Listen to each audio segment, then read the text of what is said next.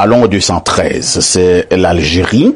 Bonjour le plateau. La solution pour combattre ces sorciers qui viennent la nuit, c'est d'abord de combattre ta peur, car ils se nourrissent et se fortifient avec notre peur. Il fut un temps, une sorcière venait la nuit pour faire des couches de nuit avec moi, et le matin, j'étais toujours fatigué et abattu. Un jour, j'ai décidé de l'affronter. Le jour où elle est venue, c'est moi-même qui l'ai pris dans toutes les positions. J'ai bombardé son Jessica au moins 6 coups cette nuit, jusqu'à elle s'est mise à crier. Mais je lui ai dit dans les rêves que ça ne sert à rien de crier parce que personne ne peut t'entendre. J'ai continué à la bombarder jusqu'à elle a fui en boitant et elle n'est plus jamais revenue. Là, je pense qu'il rigole.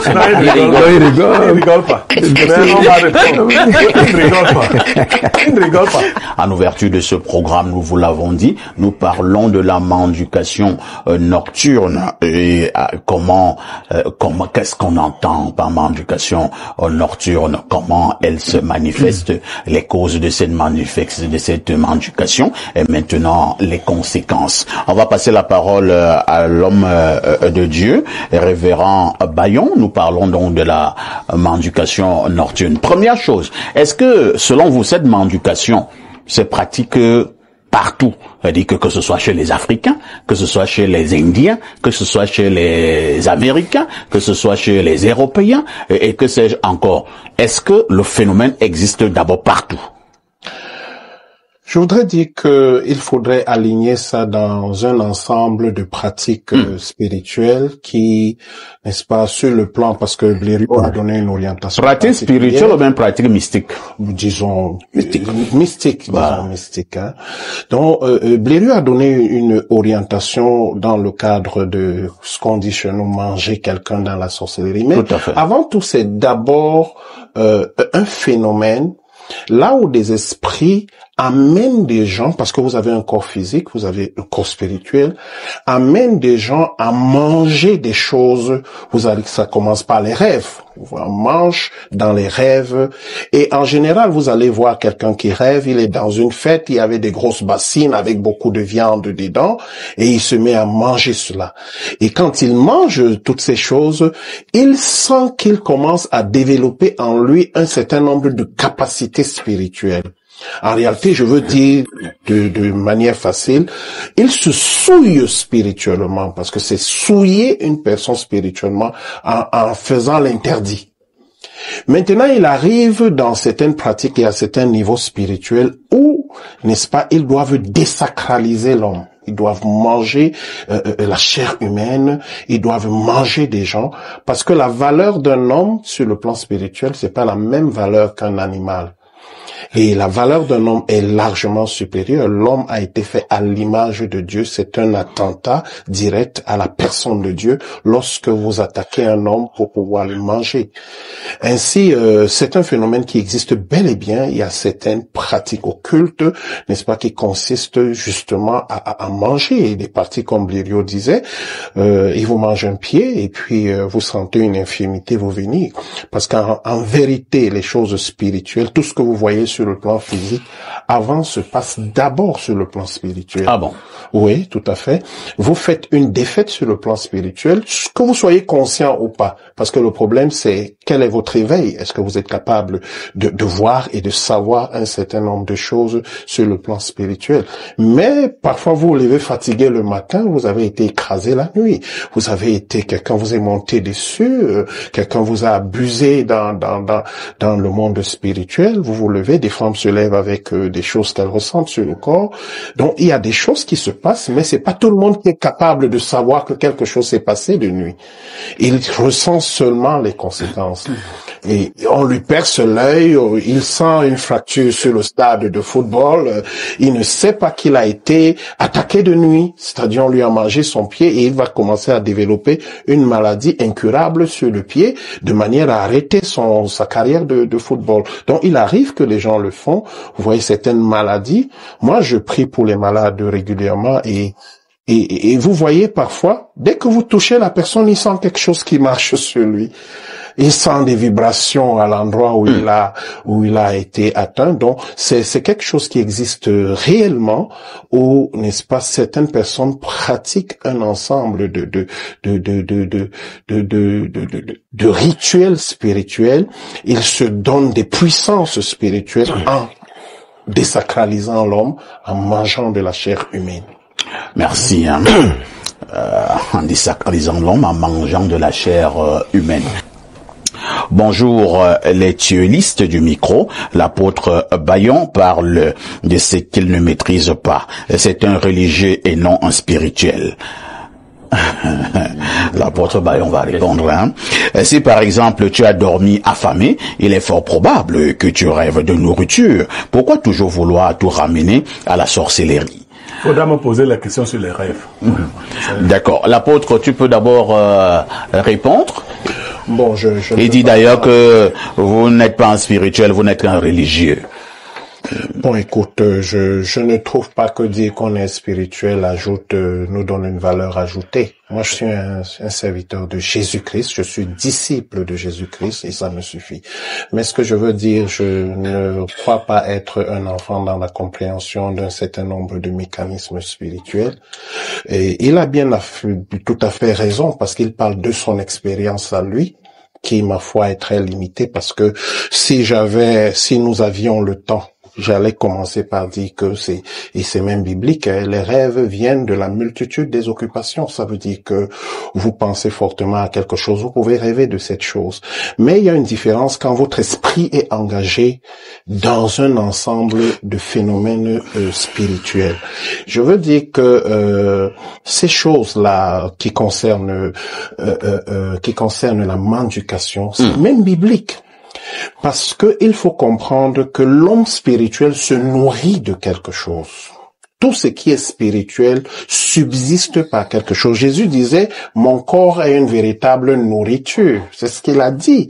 Et ma chair est ma chair est une véritable nourriture et mon sang est un véritable breuvage. Pourquoi dit-il ça? Parce qu'il considère que en réalité, en esprit, il y a quelque chose de substantiel, de spirituel qui est consommé. Le problème dans la mendication, c'est que quand vous mangez quoi? Dans Apocalypse 10, versets 9 à 10, il dit que prends le livre, mange le livre. Quand il a une rencontre avec un ange, il voit un livre et on lui demande de manger le livre. Il s'agit de ce que vous mangez. Dans les visions, je ne veux pas parler, j'aime pas me projeter.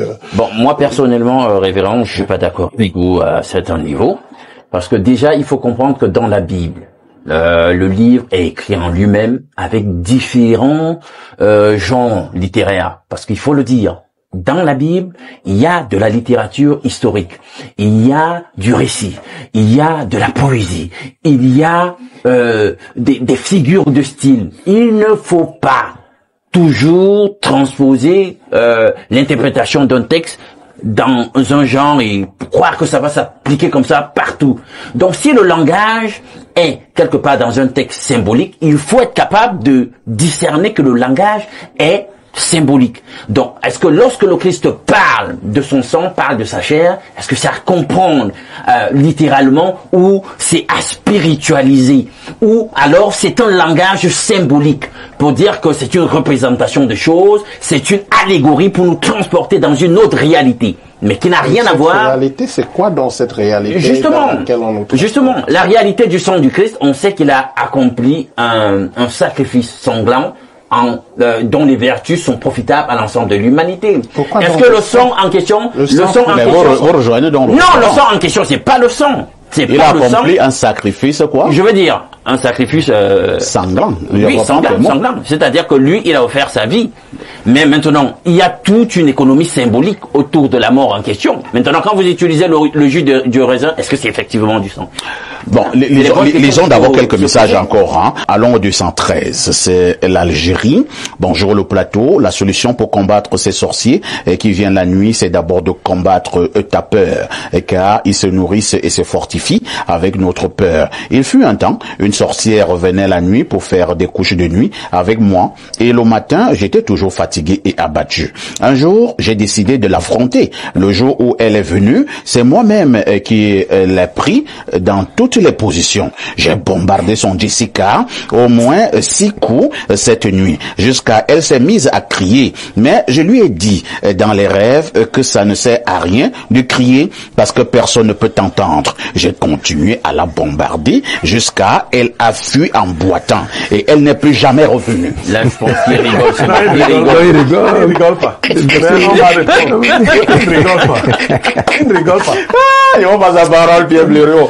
Blériot, vous vouliez justement voler un mot sur l'aspect entrée au rêve. Je crois qu'on fera même une émission, mais je vais essayer d'être pédagogique. Parce que chacun a lu un bout de quelque chose souvent, et quand on parle des sujets très techniques, chacun met en exergue ce qu'il a lu. Chez les religieux, en général, on utilise 3 concepts. Le rêve, le songe et la vision. Chez les psychologues, on réduit tous les 3 concepts à un grand concept. Mais quand vous allez à l'intérieur, celui qui a fait de plus de travaux sur les rêves, c'est Freud. Freud s'est rendu compte qu'il avait donné une explication simpliste du rêve. Comment il dit que le rêve, c'est cette activité qui ne peut se produire que pendant le sommeil. Il dit que le rêve est une activité caractéristique du sommeil, au cours de laquelle le sujet se met en scène dans des situations qui reflètent ses aspirations profondes. D'accord, c'est un rêve. Est-ce que ne rêve-t-on que lorsqu'on est en sommeil? Ah non. Freud commence à se rendre compte lui-même qu'il a été simpliste. Il essayait de l'expliquer. Si vous assoupissez votre corps sans dormir, cela permet au corps éthérique de commencer à s'éveiller. Vous êtes entre mi-sommeil et mi-éveil. Vous êtes par exemple couché au salon et vous avez l'impression que quelqu'un est entré dans votre maison. Quand vous êtes un esprit distrait, vous vous dites « Ah non, je rêvais » parce que les Blancs vous ont dit que tout est rêve. Vous êtes en train de voir un esprit qui rentre dans votre maison et vous n'y faites pas attention. Parce qu'il y a effectivement les esprits qui entrent dans vos maisons pour voir s'ils peuvent accéder à telle ou telle chose. Vous croyez que les Nigérians et les Américains inventent les films sur la base de la folie? C'est ce que ça passe. Quand les Nigériens vous montrent quelqu'un coucher son corps, un autre corps se lève, vous dites que c'est la folie. C'est pas la folie, c'est la réalité. Sauf que tout le monde n'est pas capable d'être en contact avec son corps éthérique. Ça commence à être important lorsque les gens ont rêvé. Mendrat Hibga travaille là-dessus. Tu as rêvé qu'on t'a tapé, n'est-ce pas? Tu te lèves le matin, tu vois les traces de la bastonnade. C'est toujours le rêve. Mendrat attire donc l'attention des Freudiens sur ces phénomènes. On tape les gens dans la nuit et les conséquences sont corporelles. Visibles. Oui, on te blesse. Oui, on te blesse. Il avait des patients qui venaient monter le corps, le dos qui a été bien maltraité. Et vous voulez dire à celui-là qu'il était seulement en train de rêver.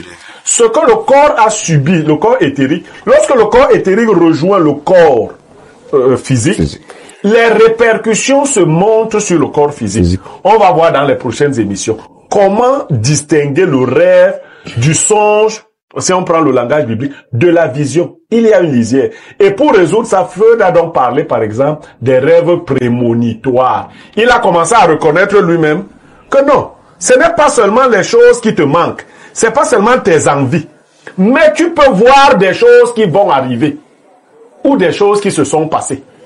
Les rêves qui perdent la capacité de l'homme de se plonger dans un monde et de voir là-bas des choses qui vont arriver. Quand il dit rêve prémonitoire. Merci. On va repasser la parole au révérend Bayon. Alain Douk, tu vas d'abord attendre. Révérend Bayon, on évolue. Tout être humain peut-il être mendiqué pour parler comme au village? Est-ce qu'on peut manger tout le monde dans la sorcellerie? En fait, il s'agit de quelle posture spirituelle vous avez. Si vous avez une position de fragilité, c'est bien possible. Par exemple, vous n'avez pas une protection spirituelle. Qu'est-ce que vous entendez par protection spirituelle? Les protections spirituelles sont de plusieurs genres. Je commence par cette protection de Dieu. Vous êtes en relation avec Dieu, vous marchez avec lui. La plupart du temps, quand on vous cherche, quand ils appellent votre esprit, ils ne vous trouvent même pas. Je donne encore, j'ai dit souvent, comme l'autre dit que je suis pas spirituel, je suis un monde qu'il me cherche et qu'il distille me voit. C'est un défi? Je donne un défi. N'est-ce pas, je parle souvent ici. La dernière fois, je leur ai donné une semaine pour m'éliminer. Je donne encore une autre c'est très dangereux, semaine. ce genre de défi. Mais moi, je suis un homme de Dieu, je suis un vieux pasteur de 30 ans. Vous croyez que j'ai déjà vu plus que vous? Et moi, je trouve que beaucoup de choses que vous dites, c'est des théories que vous avez vues dans les livres. Moi, j'ai des expériences spirituelles. Je ne parle pas de la bouche, je sais. On ne parlait pas de tout qu'on lit dans les livres. J'ai vu des gens qu'on a entraînés, on entraîne pour aller les tuer dans des visions. Moi, j'ai vu ça. Je vois des choses qui se passent quand on tire quelqu'un, parce que nous, on est supposé être des intercesseurs, des défenseurs des faibles. Nous prions pour les gens, c'est ça notre travail. Donc nous devons être capables de nous interposer quand les gens ont des problèmes, qu'ils le sachent ou qu'ils ne le sachent pas. Mais je veux dire que c'est une réalité que dans le monde spirituel, si vous n'avez pas une protection, moi je parle parce que je sais qui est mon Seigneur. Je sais comment avoir cette fameuse protection spirituelle. Le Seigneur Jésus dit dans Matthieu 11, verset 28, il dit, venez à moi, vous tous qui êtes fatigués et chargés. Et il dit encore à la femme samaritaine, il lui dit que celui qui boit, parce que je parle des différentes solutions que les gens se donnent pour résoudre un certain nombre de problèmes comme ça, il dit à la femme samaritaine que si tu bois de cette eau, tu auras encore soif. Ça veut dire que vous allez consulter quelqu'un pour avoir une protection spirituelle et vous allez le faire toute la vie. Moi, je ne me soucie pas si je pars dans tel endroit pour faire des préparations. Ce que je sais, c'est qu'il peut même pas me voir. Vous n'avez pas besoin de préparation? Non, je n'ai pas besoin de préparation. Dès qu'on vous appelle, à mon frère Ousseni, d'aller ce soir faire une préparation. Il semble qu'il connaît des choses. Qu'il aille faire une préparation et qu'il vienne nous dire ici sur le plateau. Mais seulement je peux lui dire que c'est à risque et péril parce que je suis un homme consacré. Quelqu'un qui me tente peut mourir. Moi je vous dis, je vous parle des choses qui existent. Certains sont morts. Les pasteurs sont frappés tout le temps. Non, les pasteurs je n'ai pas vu les pasteurs. Moi, un pasteur, ça peut être quelqu'un qui est allé dans une école de théologie, il a pris son emploi dans une église. Mais un homme spirituel, un homme de Dieu, c'est différent. C'est quelqu'un qui a un contact avec les choses spirituelles, avec Dieu. Bon, mais vraiment, vous savez que même certaines personnes qui vont à l'église, même le sorcier vient à l'église. Oui, je suis d'accord. Et il prie, il vient se confesser parce qu'il a vidé, il a dépouillé le sang des gens, il a tué des gens, et il vient à l'église se confesser. Oui, tout à fait, je suis d'accord avec vous, parce que je dis toujours que l'église c'est comme un hôpital. Vous pouvez pas dire qu'il n'y ait pas de malade dans un hôpital. Alors, la vocation d'un hôpital. Moi, je vais qu'on ait été précis, hein, parce que nous n'allons pas nous éloigner du débat. Si, donc, je prends donc l'aspect religieux, vous êtes pasteur, alors, vous avez dit il faut avoir une protection spirituelle. Je me dis donc que dans les protections spirituelles, je me dis, vous allez me corriger tout à l'heure, il y a par exemple la prière.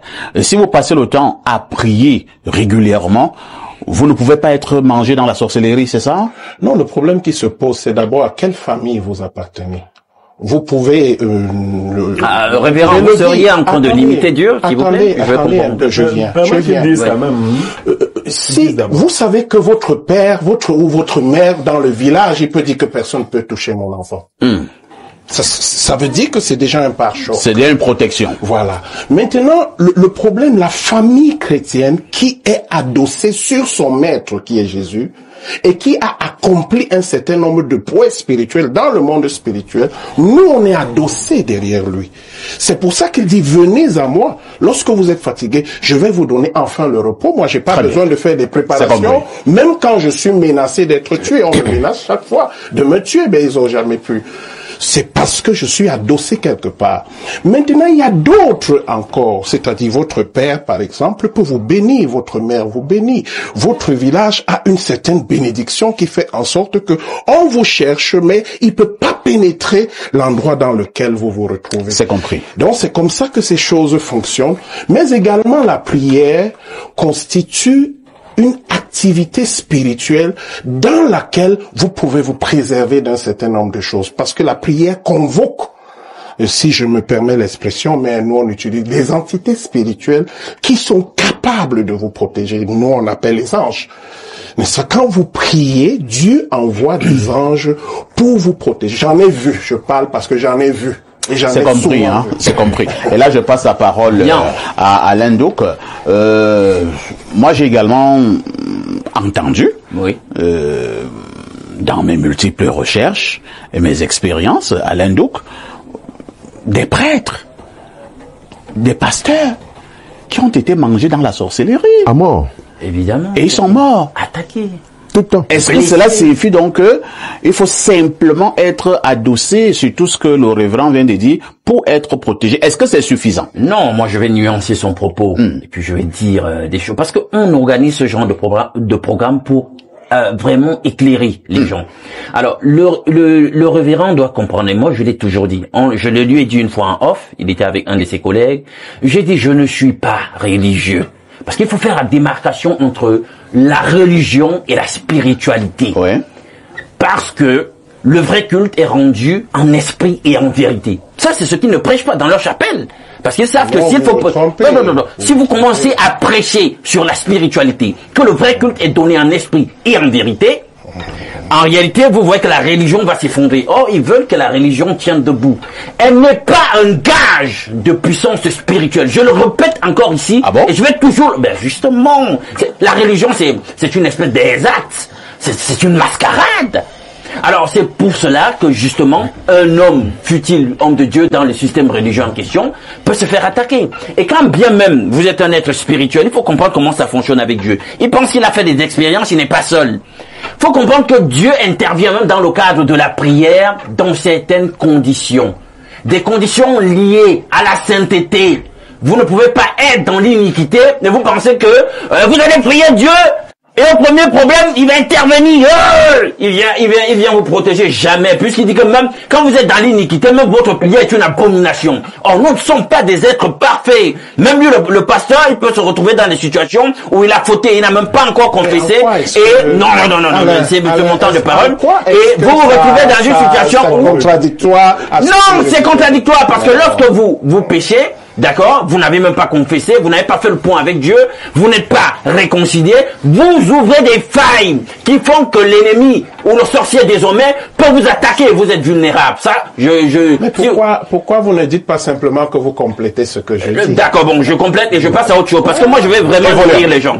Bien, écoutez, il faut d'abord que les gens comprennent qu'en réalité, tout est vibration. Nous arrivons à vivre sur la Terre parce qu'en réalité, notre vibration, les ondes, notre rayonnement dans leur fréquence, dans sa fréquence et sa longueur d'onde, se rapproche un tout petit peu de ce qu'on appelle la résonance de Schumann de la Terre. C'est ce qui fait que nous arrivons à vivre ici. Donc, lorsque Blériot et tout le reste, nous parlons de corps éthérique, sachez qu'en d'autres termes, nous voulons parler de rayonnement, de vibration, de fréquence. Tout est fréquence.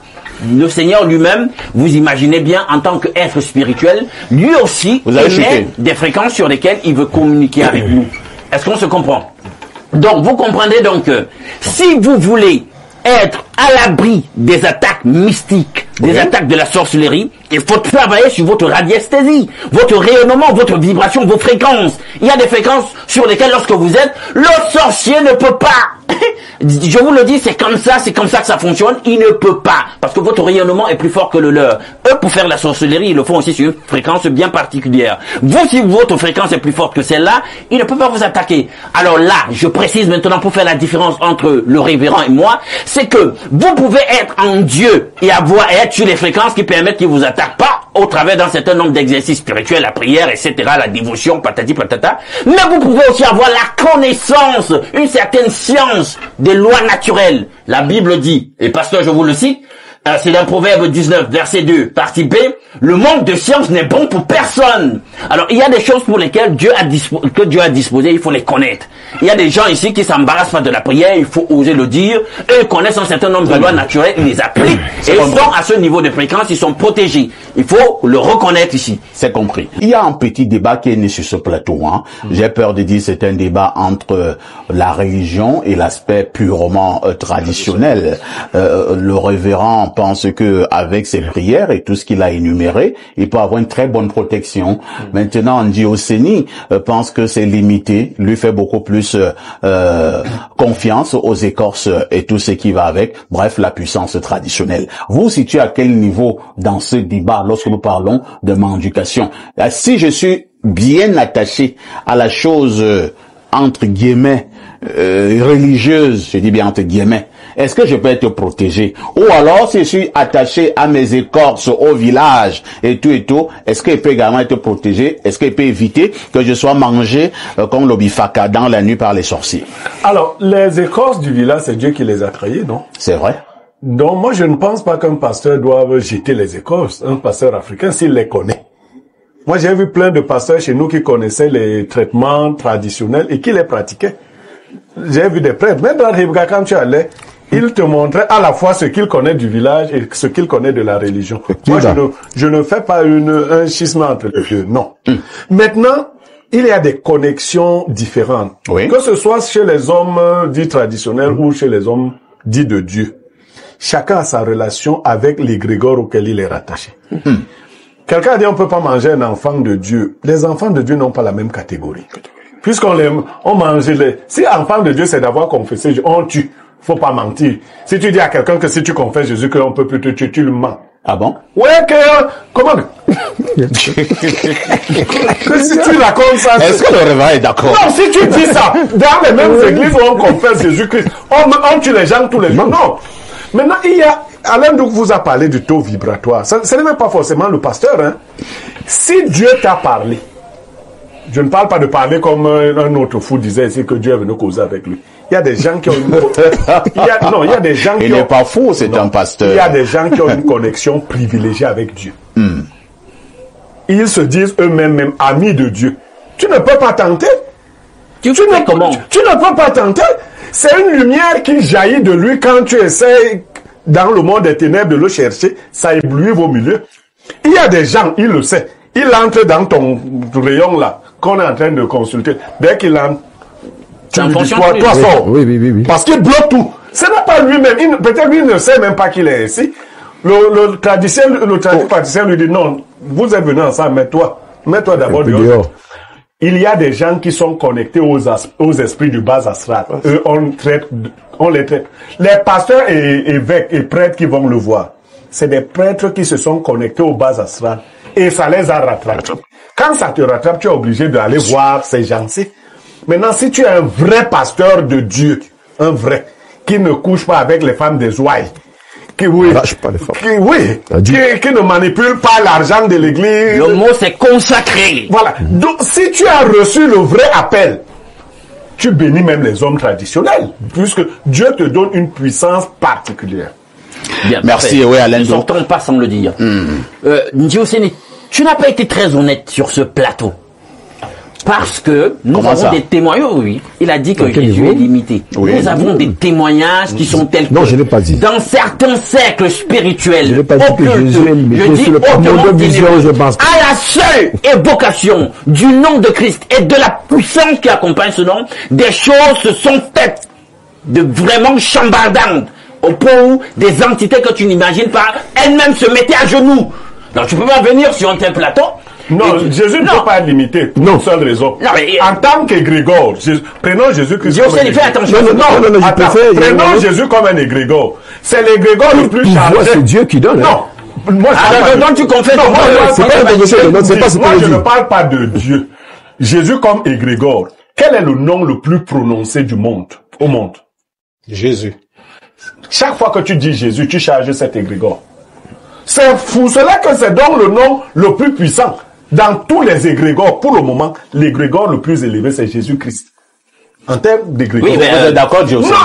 Non, c'est clair et net. C'est l'égrégore. C'est ça que vous voulez dire avec vous que non. Sauf que que tout la pouvoir charge dont tu parles ne provient pas du fait qu'on prononce son nom. La charge est dans la personne elle-même. Dans la personne Non, non, elle-même. je Et me les suis- autres qui prononcent le nom sont simplement des bénéficiaires d'un certain nombre de choses qui est accompli. Jésus a dit sur la croix, tout est accompli. Donc on ne peut plus compléter quelque chose.